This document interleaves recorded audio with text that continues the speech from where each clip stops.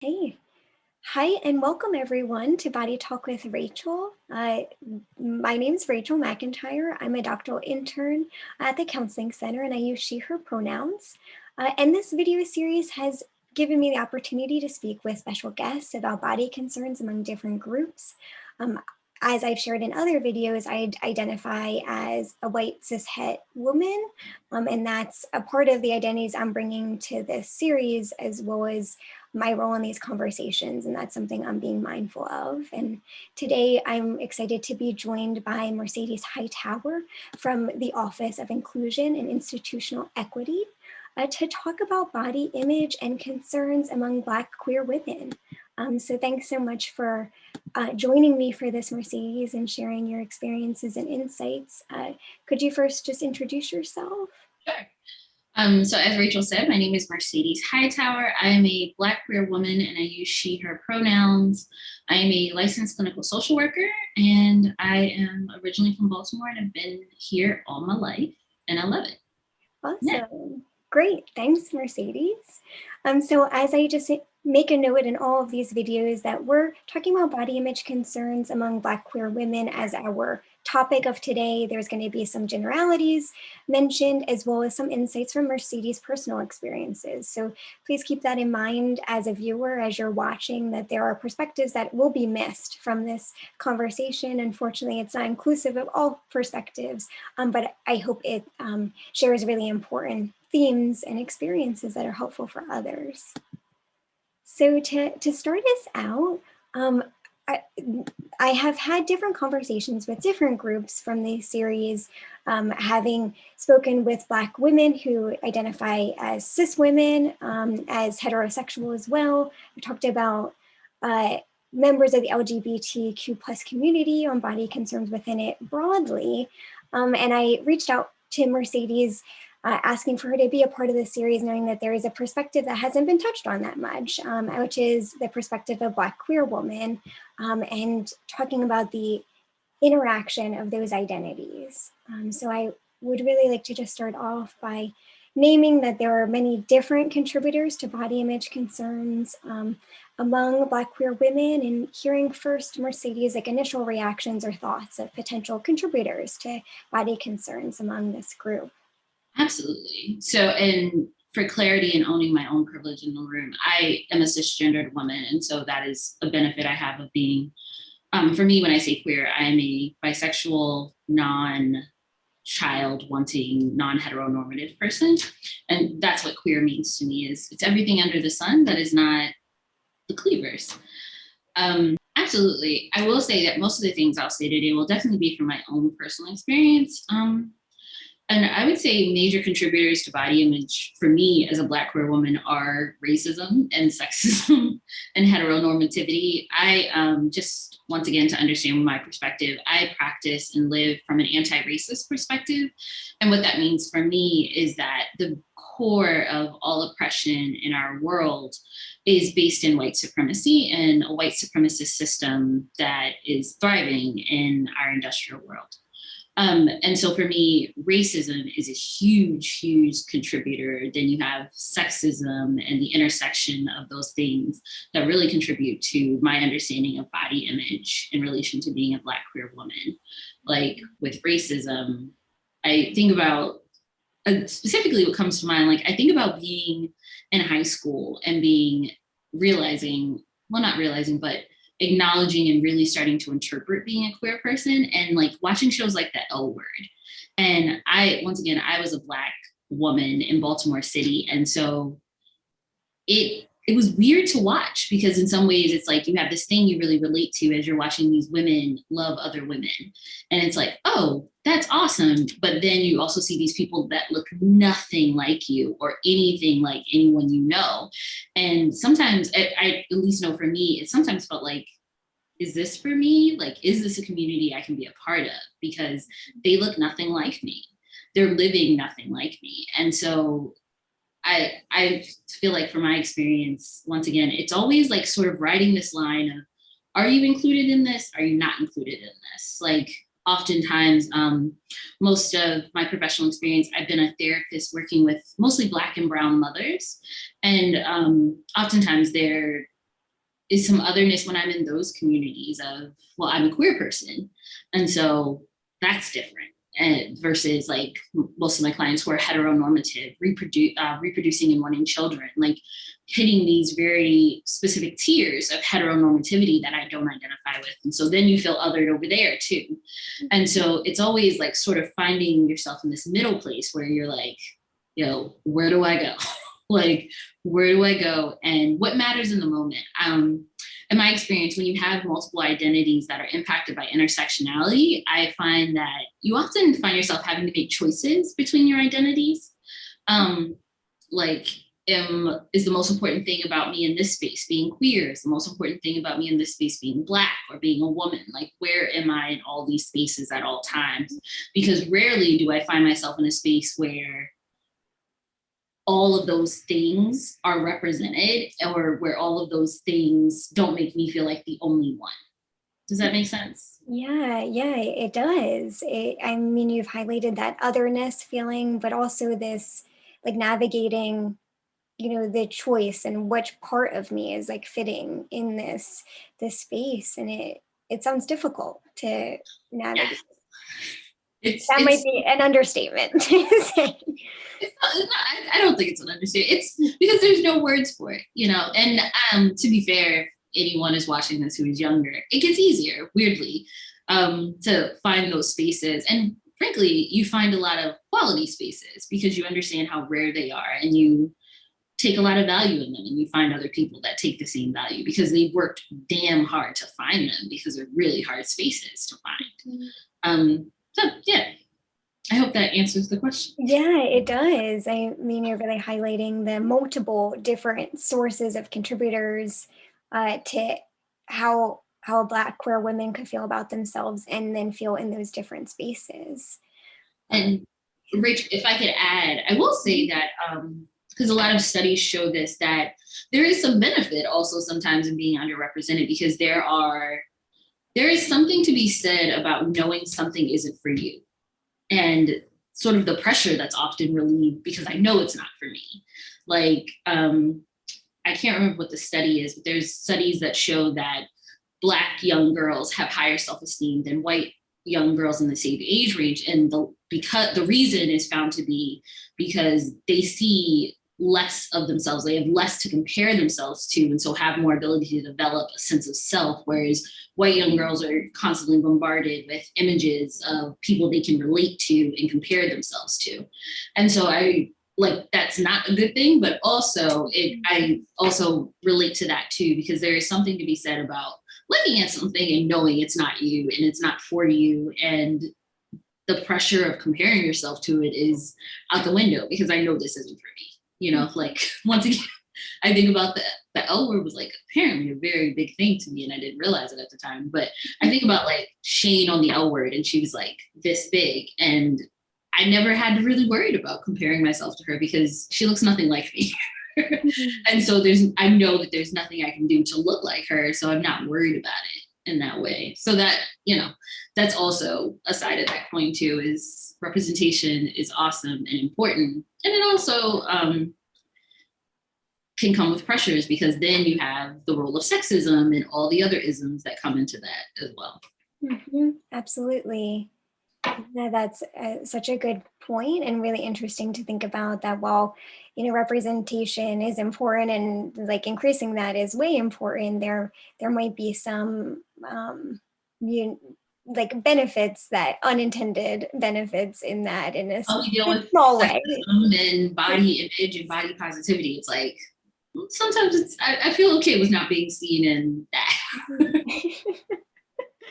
So like, speaking of like body messages specifically, I mean, there's all of these different sources of contributors to body concerns and feeling othered.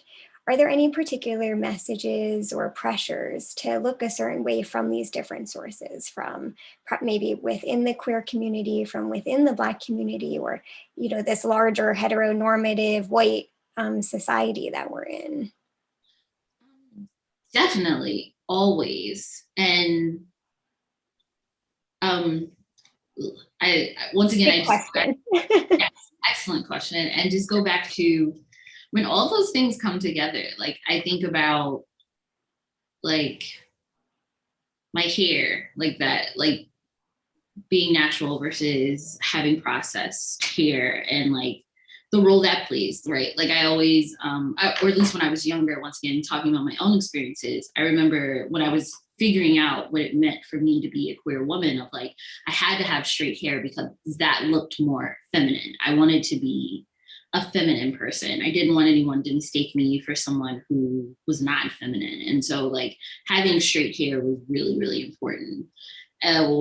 But then like as a Black person, like having straight hair can feel really, really oppressive because it's not the natural state of my hair. And so like the back and forth of that, or like being a woman and like your hair should be a certain way, of like acceptable and what that means. So like it, at least for me, it often feels like every part of your body feels sort of political in some ways.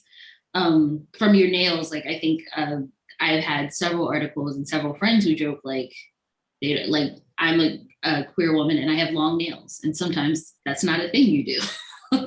And so like even something like that, whereas a Black woman, I take a lot of pride in having really long, colorful nails because it's been like targeted and used as a way to stigmatize us. And so for me, I take a lot of pride in it. Or like even large earrings.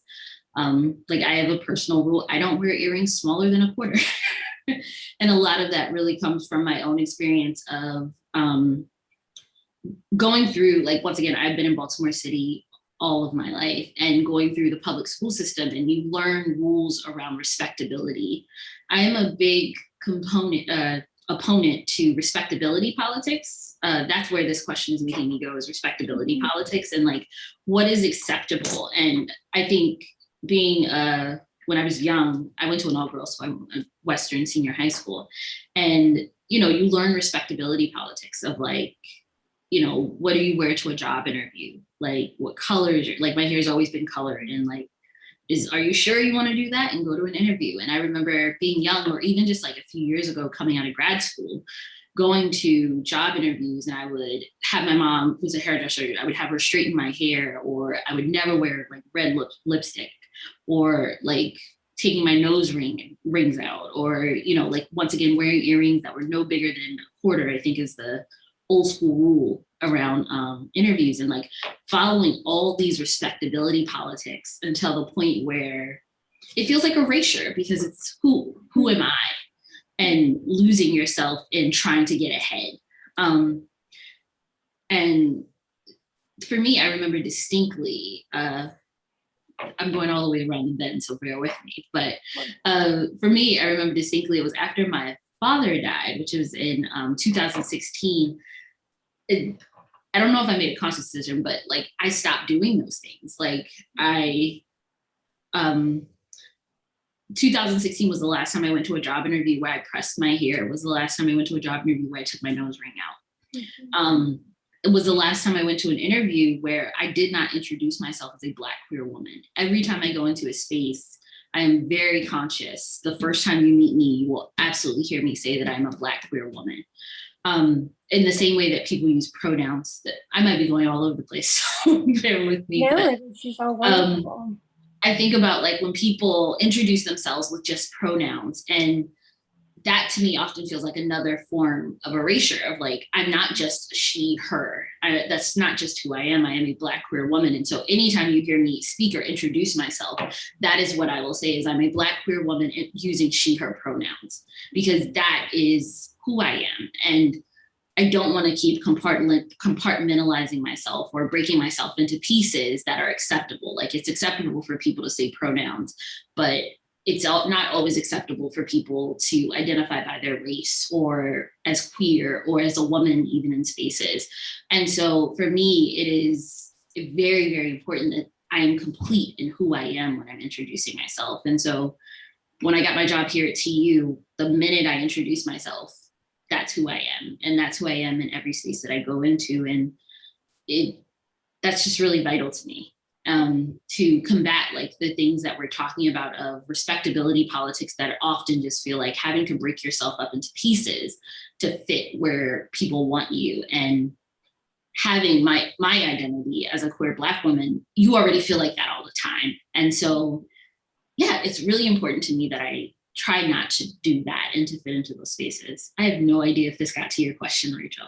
It did, and more. So thank you so much for sharing, Mercedes. I'm taking away, like, as someone who in this series has shared, I've shared more about me in different videos, but predominantly pronouns. It's something that I'm taking away from too, of thinking about that decision and whether or not I support that. And I'm like, narrowing that label of who I am to she, her pronouns at times. So thank you for that insight and sharing in ways that I see it as like taking control or owning these different aspects of yourself in these spaces, as almost in contrast to what you said earlier of maybe needing to make choices, or the erasure that maybe naturally comes out from these different identities. And as like an antidote to it is like owning all aspects of those identities. I agree, definitely. Yeah. And yeah, I completely and fully agree. And that's where, by all means, like I completely get why people use pronouns. It's just, for me, it's never that simple. And I often, in my experience, when we are just using pronouns, it's coming from places of privilege, like with white privilege or with heteronormative or cis privilege. And so for me, it's just, like, I can't ever just be she or her. It is very important that I'm those other things too. And I completely agree with you.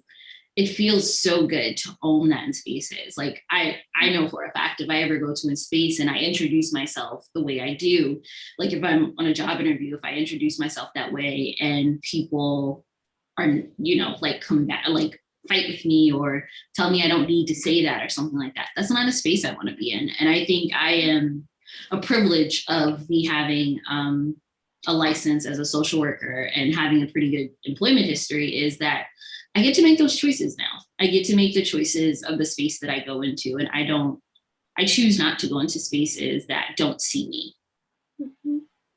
Yeah, that sounds so important, of having this choice, but also something that you should naturally have, that you should be seen for who you Absolutely. are everywhere. So it's unfortunate you have to make those choices, but a benefit that you're making for yourself. And I think that's a useful takeaway for others watching too.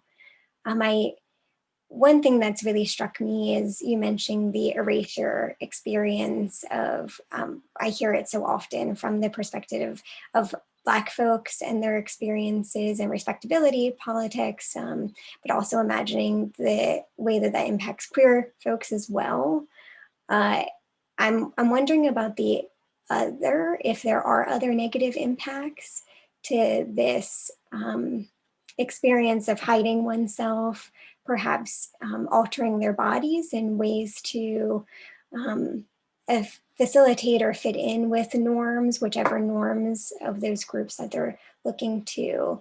Any additional insights of those potential negative impacts?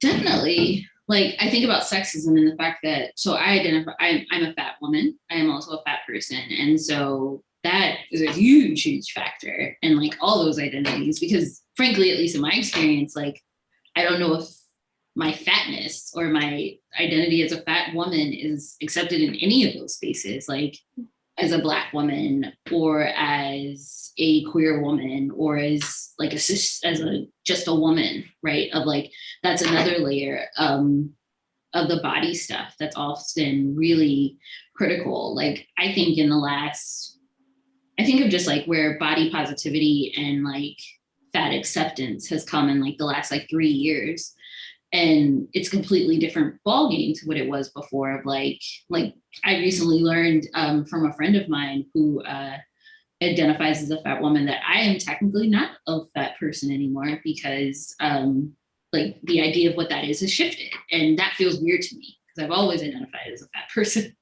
And like she was just telling me how that shifted and like what sizes that you wear, and like my 14 is not 16 is not technically a plus size anymore. And remember like us having a really deep conversation about what that means. for like how I relate to that, and like in relation to, because my mom is much smaller than me. My mom is like a size 8 or 10. And so like, and that's always been that way throughout my life experience. And so that was the person I was always comparing myself to, right? And like, I should look like that. And I don't. And like, I remember going through the stages of grief sort of, and accepting that, of like being frustrated, of like trying diets and not liking it, or like restricting and being mad at myself and all those things. And weirdly, not weirdly, incidentally, maybe, I feel like acceptance of all the parts of me have come together in the last like couple of years, of like woman, queer, fat, all those things coming together, and me being beyond okay with them, but happy in them. And how I don't know if I could pinpoint why that's happened. I'm sure, like, once again, I think about representation being a huge part of that, of like, I don't do social media, but occasionally I'll get on there like once a year. And like a lot of the accounts I follow on Instagram are like fat models, or like Lizzo, or like women who have changed what it, like I'm obsessed and love Megan Thee Stallion. And just like changing the way what it looks like to be a plus size or a fat woman, and what that means. So I think that's a big role. Like when I think about like body image, and like the thing that maybe like spreads or intersects across all of my identity, I think about that, and how that is often like, it can feel really weird to like be like, as a queer woman, is it okay for me to be fat? As a Black woman, is that okay? And like all the thoughts around health concerns and things like that. Once again, most of my experience has been in hospitals, is most of my professional experience. Mm-hmm. And I've learned so much about body politics in relation to Black women in the hospital setting, of like the way we automatically put morbidly obese on people's charts without ever saying anything to them or asking them how we feel like it impacts their quality of life. Or like I've had, once again, most of my clients have been mothers. I can't tell you how many horrifying conversations I have been party to, where women are like asking, like they just had a miscarriage. They're asking what they can do to avoid that again. And the response is, well, you should be really aware of what you eat. And as long as your weight is high, you're going to be at risk for that. And like essentially blaming them for losses, and blaming them for their challenges in getting pregnant, or like if they develop gestational diabetes, like blaming them for who they are in this way that is horrifying. Yeah, that's terrible. Yeah. And once again, that takes me back to, I'm all over the bend here, Rachel, but that takes me to like just the implications of like the Black maternal health crisis, of like, you can't tell me that body politics are not a part of the Black maternal health crisis, because you have women who are going in for help and being attacked for who they are, or often like not having access to better quality foods, or like because they choose not to, because it's their body. And all these things that are related to like the Black maternal health crisis and reproductive justice. And our systems, once again, systems based in white supremacy, that have not adjusted for the populations of the people they work with, and trying to blanket apply these things to everyone, of like, this is what an acceptable body weight is for a pregnant person. This is what an acceptable diet is. This is like all these things that we don't acknowledge, but are based literally in white supremacy and racism and sexism. And we don't talk about those roots. Instead, we just tell people they're doing things wrong. And so, yeah, like just thinking about those experiences of like, just like the politics of fatness, let alone when you add in racism on top of it, or queerness on top of it, or gender on top of it. Yeah, once again, I hope I answered your question. Yes, you did. And that's such a wonderful point. I'm so glad you brought that up, because we can't differentiate between health and the medical environment and body image and experience too. Those are intertwined, and how our system is impacting those experiences in so many ways is so important. And I'm really glad you brought those up, because they're important. I like, it's really standing out to me that Black women in particular, Black queer women included in that there's this barrier of like being accepting in your body yourself, but then this barrier of what other people are telling you, especially in an environment where you need and care from them. And that's just really striking me and terrible that Yeah, that is the situation.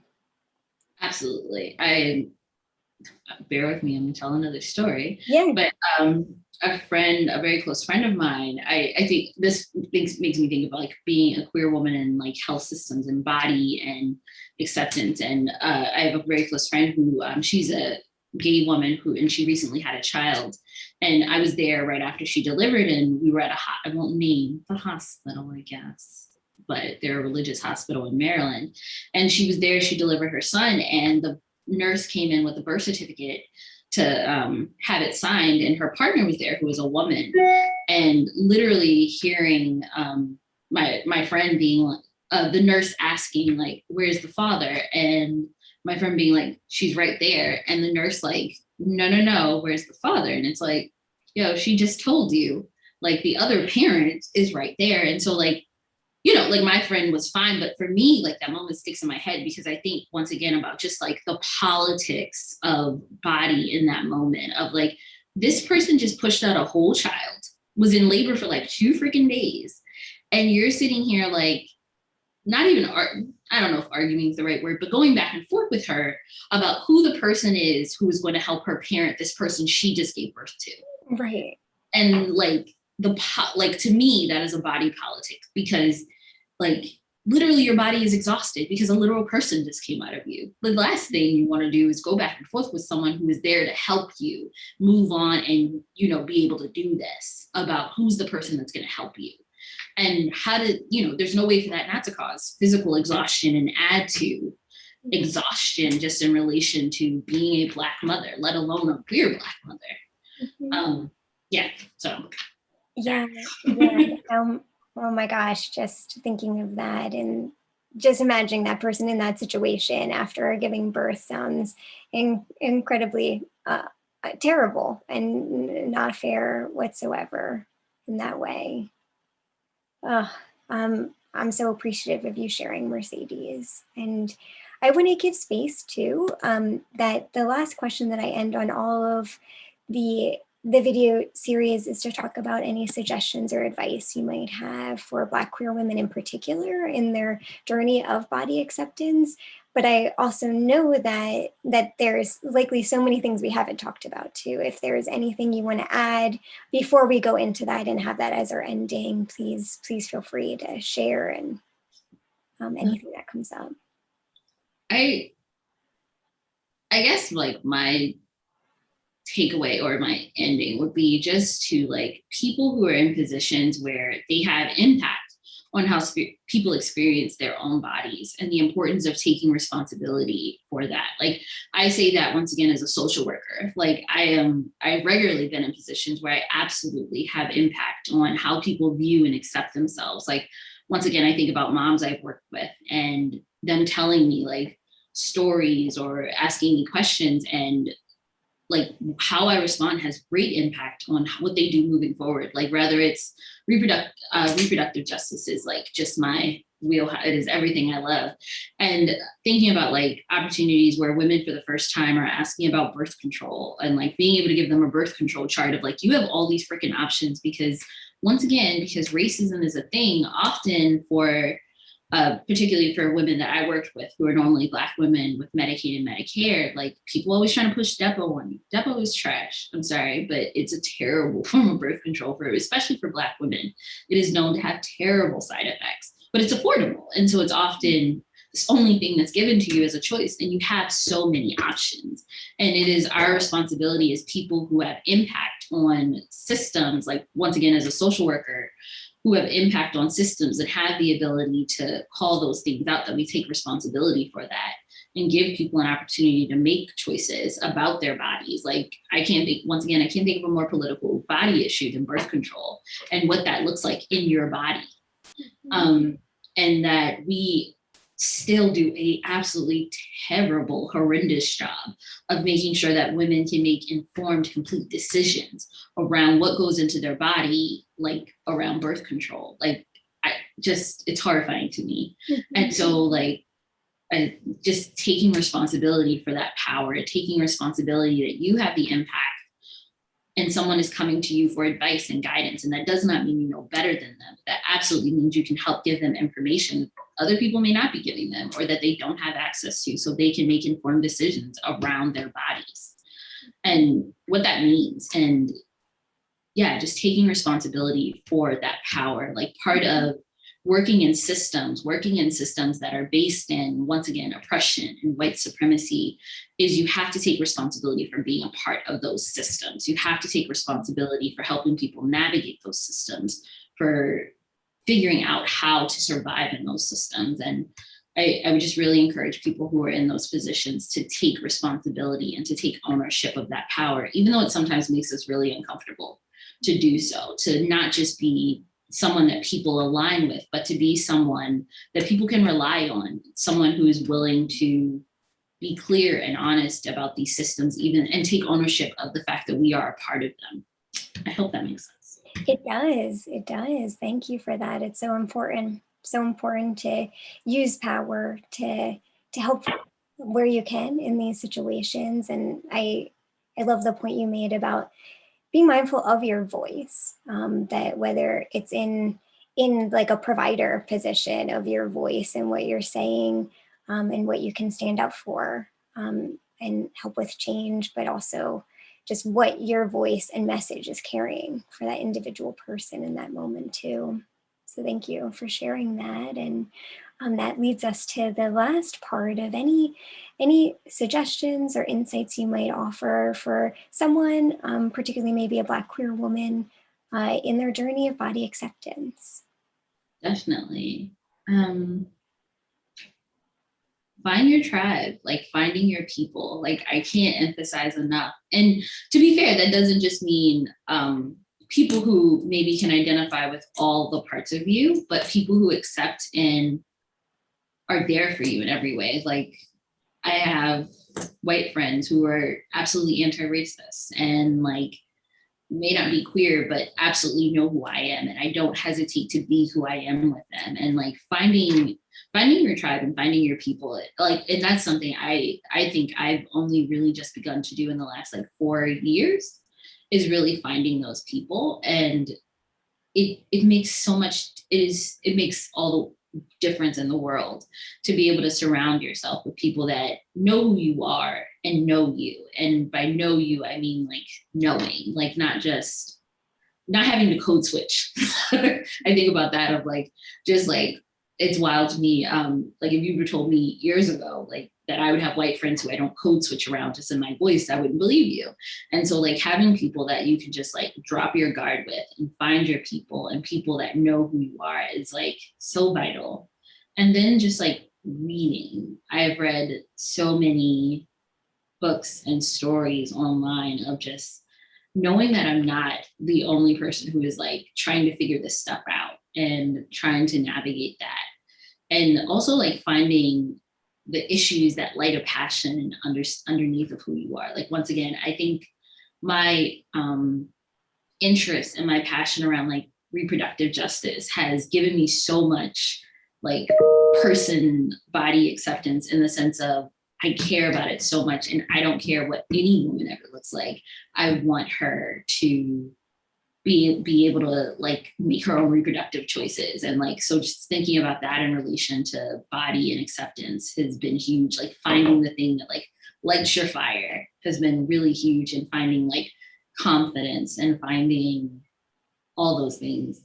And then just getting older, like as simple as it seems. Like I think about being 18 years old and everything just feels crazy and a mess, and like you're a mess and it's terrible. And then one day you wake up and you're in your 30s and it all feels really okay. As classic as like cliche as it sounds, like I think age gives an unknown benefit. I can't wait to be in my 60s and generally give no F's about anything or what anybody thinks about me. And like my mom, who isn't there. And so just you have one body and it is yours. And it will always be a political place, in my opinion, for women. Like women of all kinds, there is no way that women's bodies are not political things in the world we live in. And taking your pride in that, whatever that looks like for you, that my body is my own, and that is my radical acceptance, it is my radical acceptance to love my body despite what every news media or television show or Instagram or whatever it is tells me that I shouldn't like about it. It is my body. And I think there is nothing more radical than loving it. So, yeah. Wow, that's fantastic. I love that radical acceptance, that you accepting your body and loving it despite potentially harmful messages that are out there, because, you know, who are those messages, and what do they have to say about you and your body? I'm just so appreciative, Mercedes, of these insights in your time. This was really wonderful for me, insightful. I admit that reproductivity politics and reproductive issues for women isn't something that's come up in other conversations. And I think that that was a knowledge gap for me. And I'm just so fortunate that you were willing to share that insight, as well as your many other insights in this conversation. Yeah, always happy to yell about anything concerning the body and ovaries, uteruses, and all those things. Reproductive justice in the body are just, they are hand in hand, man, especially like for women of all kinds, or people who can have children in general or not have children. Yeah, such a great point. Well, thanks so much, Mercedes. Absolutely. Thank you for having me.